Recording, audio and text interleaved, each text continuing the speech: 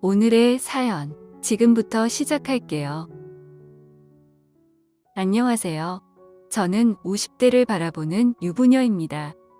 어릴 때부터 결혼을 하지 않고 싱글로 평생을 살아가려고 했지만 젊었을 적에 같이 놀았고 좋아했던 남자가 이혼을 하면서 그 남자를 만나게 되었습니다. 예정도 있고 함께했던 시간들이 자꾸만 생각나서 현재는 그 남자와 재혼을 하고 지금 5년째 살아가고 있는데요. 남편과는 나이도 동갑이고 직장 생활도 비슷한 시기에 했지만 남편은 결혼을 하여 정상적인 가정을 이끌다가 애들 둘 데리고 이혼을 한 남자이고 저는 그때까지 처녀였답니다. 결혼식 할 때는 같은 직장이라서 어차피 직원들이 다 알고 있었고 남편과 다르게 저는 초혼이라 호텔에서 결혼식도 올렸죠. 물론 남편은 이미 결혼식을 한번 올린 사람이기 때문에 일부러 많은 사람을 초청하지는 않았고요. 그냥 친척들이랑 회사 직원들만 알 정도였습니다. 저희 부부는 결혼을 해도 워낙에 나이가 많아서 처음부터 아기를 낳을 생각은 하지 않았고요. 그냥 남은 인생 즐겁게 살다가 간다는 식으로 자식보다는 우리 둘만의 사랑으로 살아가고 있었습니다. 사실 남편이 결혼하기 전에는 저랑 알고 지낸 시간도 워낙에 길고 연애한 기간도 충분히 길긴 했지만 나이가 동갑이란 이유로 당시만 하더라도 결혼 상대로는 좀 거북하기도 했죠. 아무리 못해도 남자랑 여자 나이 차이가 서너 살은 나야 궁합이 좋다는 인식이 강했고 그래야 선도 안 보고 결혼을 한다고 하던 때였으니까요. 그래도 저희 둘은 워낙에 궁합이 좋아서 그런지 결혼해서 알콩달콩 재밌게 살았습니다. 나이는 비록 좀 먹었지만 결혼을 늦게 했고 아무래도 신혼이다 보니 신세대처럼 정말 재밌게 살았는데요. 문제는 남편이 공직에 있었기에 무엇보다 승진이 중요했거든요. 공직 사회의 승진은 정말 승진을 시켜주는 사람의 눈에 잘 보여야 되는 것이라 특히 저보다 더 많이 신경을 써줬거든요. 신랑이 남들보다 승진이 늦지는 않았지만 그래도 처음부터 빨라야 나중에 고위직까지 승진할 수가 있기 때문에 저희 부부는 그런 부분에서 욕심을 많이 내고 있었어요. 열정이 넘치는 사람들이라고나 할까요? 당시만 해도 돈을 쓰거나 백을 대거나 나름대로 노력을 해야 승진이 되지 일만 잘하고 열심히 노력한다고 승진이 되는 시기는 아니었죠. 승진 때문에 돈다발을 갖다 바치는 사람들까지 있었으니까 내부 경쟁이 얼마나 심했겠습니까? 승진의 키를 잡고 있는 해당 상무만 어떻게 잘 구워 삶으면 승진은 식은 죽 먹기라 할 수가 있었기에 상무님을 어떻게 할까 고민을 하던 시기였습니다. 남편의 승진에 대해서 신랑이 할 수 있는 일은 그저 열심히 일하는 것밖에 없고 사실 여자들이 더 많이 설치더라고요. 그게 바로 올바른 내조였던 것이죠. 집안에서만 잘 보필한다고 되는 게 아니라 남편의 바깥 사정까지도 훤히 꿰뚫고 있어야 그게 바로 내조 아니겠어요? 그래서 저도 여자라는 무기를 써먹기로 했습니다. 비록 나이 먹어 재혼인 남자와 결혼했지만 신랑을 위해 동기들보다 승진을 빨리 시켜야겠다는 욕심이 생기더라고요. 그래서 인사 권한을 가지고 있는 상무랑 식사도 자주 하고 술도 한 잔씩 하고 한 번씩 차 한 잔도 하는 등 친분을 쌓았습니다. 사실 이렇게 제가 바로 옆에서 적극적으로 나서서 도와줄 수 있었던 이유는 제가 여직원들 중에서 키도 크고 몸매도 날씬한 데다가 남자들이 좋아하는 글래머 스타일이라서 잘 먹혔기 때문이에요.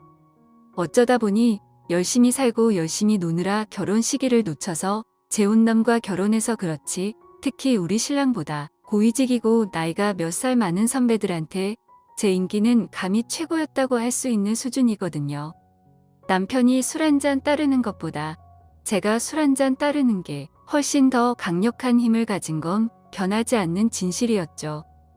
그렇다고 제가 높은 자리까지 올라가기는 분위기상 어려운 부분이 많았고요.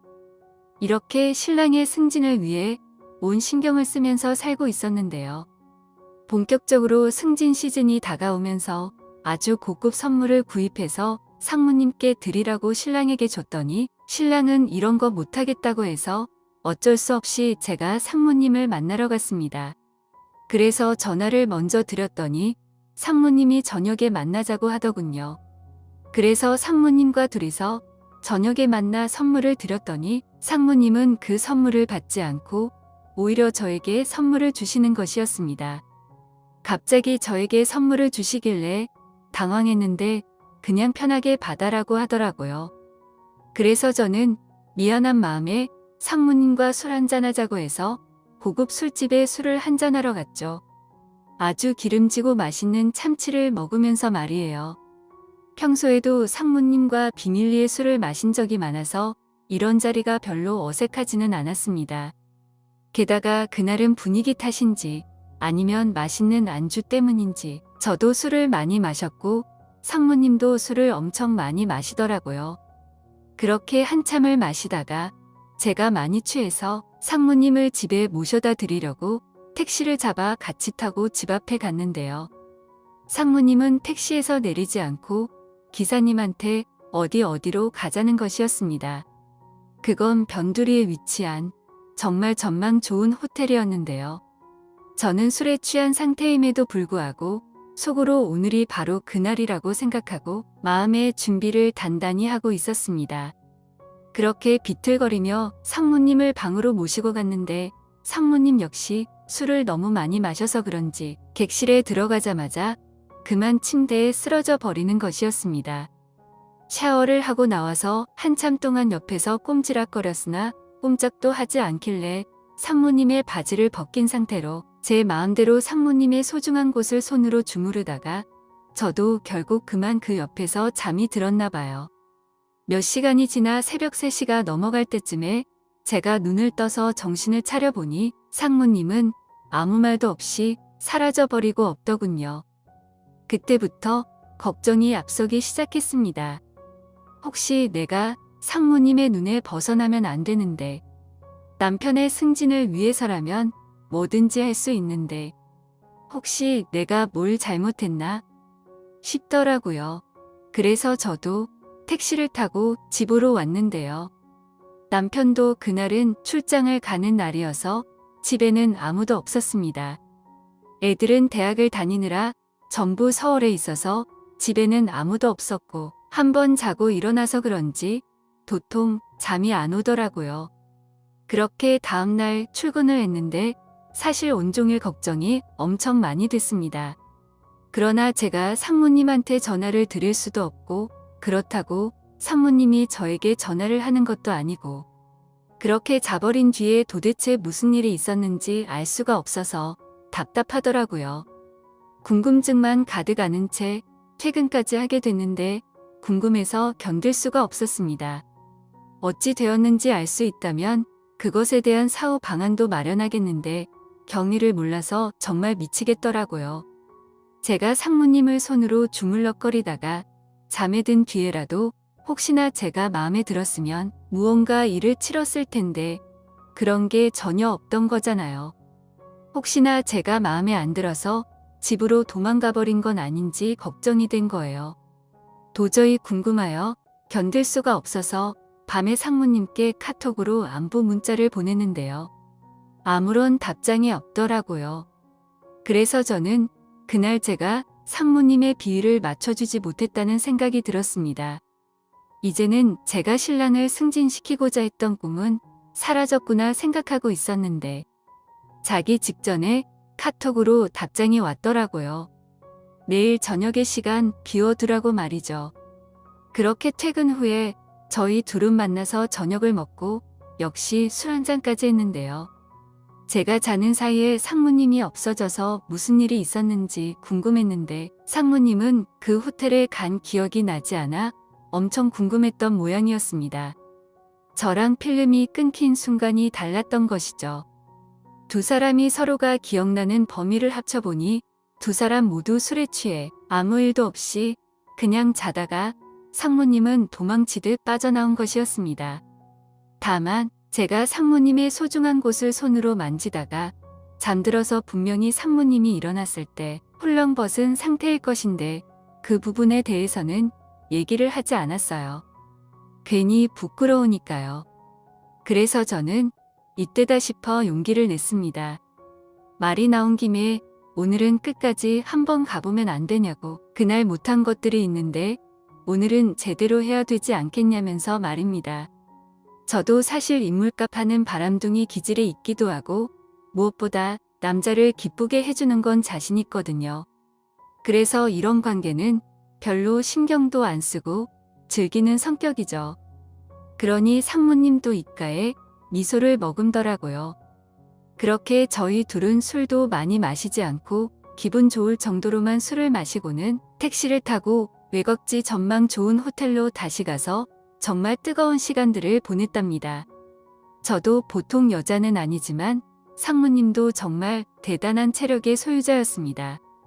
나이를 많이 먹었는데도 아주 단단하고 튼튼한 걸 가지고 있고 여자를 잘 다룰 줄 알더라고요. 정말 쌍코피가 날 정도로 뜨거운 사랑을 하고는 앞으로는 제가 상무님의 오피스 와이프가 되어 주기로 했답니다. 그렇게 저희는 틈만 나면 뜨거운 시간을 보냈고 저도 상무님을 위해서 제가 할 수 있는 최선을 다해서 아주 촉촉하게 적셔드렸어요. 제가 좀 흥건한 스타일이라서 상무님도 아주 좋아하시더라고요. 어떻게 저 같은 여자를 안 좋아할 수 있겠어요? 그러면서 틈틈이 남편 이야기를 했는데 결국에 저희 신랑은 승진해서 요직으로 인사 이동이 되고 정말 탄탄대로를 걸었습니다. 그 가운데 제 노력이 컸다는 걸 남편도 알고 있지만 제가 이렇게까지 몸을 바쳐서 남편을 도와주고 있다는 건 아마 모를 것 같네요. 그런데 문제는 저희 신랑이 너무 승진을 빨리 하자 회사 내에서는 제가 그러한 행동을 해서 신랑이 승진했다는 안 좋은 소문이 조금씩 들리기도 했습니다. 저야 뭐 그런 데에 별로 개의치 않는데 신랑은 엄청 신경을 쓰더라고요. 그래도 워낙에 바쁘게 살다 보니까 크게 신경 쓰지 않고 현재는 임원을 바라보면서 열심히 살고 있고요. 저는 그 상무님의 권력이 유지되는 동안 옆에서 계속 보살펴드릴 생각입니다. 혹시나 다음에 또 제가 이용해 먹을 남자가 있다면 이번과 마찬가지로 끼를 발산할 생각입니다. 저의 매력적인 몸매 앞에서 무너지지 않는 남자는 없으니까요. 오늘 준비한 사연은 여기까지입니다. 이야기 재밌게 들으셨다면 좋아요 한 번씩 부탁드리고요. 오늘도 좋은 하루 되세요.